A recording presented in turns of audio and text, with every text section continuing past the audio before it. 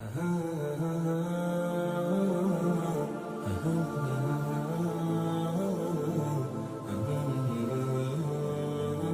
مجید میں اللہ نے فرمایا وَأَقِیمُوا الصَّلَاةَ وَآتُوا الزَّکَاةَ کہ نماز قائم کرو اور زکوٰۃ دو۔ بے شمار لوگوں میں ایک طبقہ ایسا ہے کہ جو اس بات پر زور دیتے ہیں کہ بھائی ہم نے نماز کو قائم کیا ہوا ہے، اچھا وہ نماز نہیں پڑھتے، کہتے ان کی نزدیک یہ نماز قائم کرنے سے کیا مراد ہے واللہ اعلم، وہی بہتر جانتے ہیں۔ اچھا وہ صاحب یہ بھی کہتے ہیں کہ اللہ تبارک و تعالی نے نماز قائم کرنے کا حکم دیا ہے، نماز پڑھنے کا حکم تو نہیں دیا۔ قرآن مجید میں اللہ نے فرمایا وَأَقِیمُوا الصَّلَاةَ وَآتُوا الزَّکَاةَ کہ نماز قائم کرو اور زکوٰۃ دو۔ تو ہم نے تو نماز کو قائم کیا ہوا ہے۔ نماز قائم کرنے سے مراد کیا ہے؟ نماز قائم کرنے سے مراد یہ ہے کہ نماز کے جو ارکان ہیں انہیں صحیح طرح ادا کیا جائے، اور نماز جس طرح پڑھنے کا حکم ہے اسی طرح اس کے ظاہری اور باطنی جو تقاضے ہیں ان کو پورا کرتے ہوئے اس نماز کو ادا کرنا، یہی نماز کو قائم کرنا ہے۔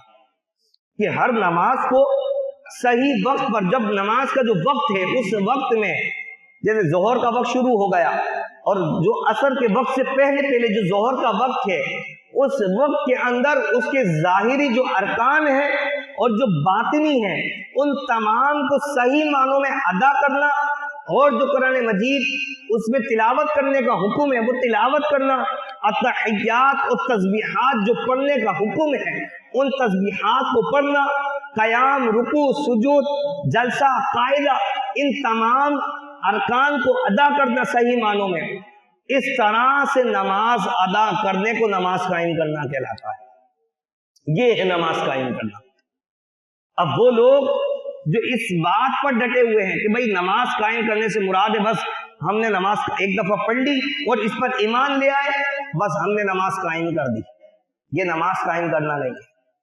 اگر یہ نماز قائم کرنا ہوتا تو رسول اللہ صلی اللہ تعالی علیہ وسلم ایک بار زندگی میں نماز پڑھ لیتے، تو پھر اللہ تبارک و تعالی حضور علیہ الصلوۃ والسلام کو یہ نہ فرماتا قم اللیل الا قلیلا نصفہ وانقص منہ قلیلا، اور محبوب کہ آپ رات کے تھوڑے حصے میں جو ہے وہ اپنے آرام کے لیے بھی وقت کو رکھیے، کیونکہ جب حضور علیہ الصلوۃ والسلام ساری رات اللہ تبارک و تعالی کی بارگاہ میں قیام کیا کرتے، نماز ادا کرتے، عبادت کیا کرتے، یہاں تک کہ حضور علیہ الصلوۃ والسلام کے پاؤں میں سوجن آ جاتی، چھالے پڑ جاتے۔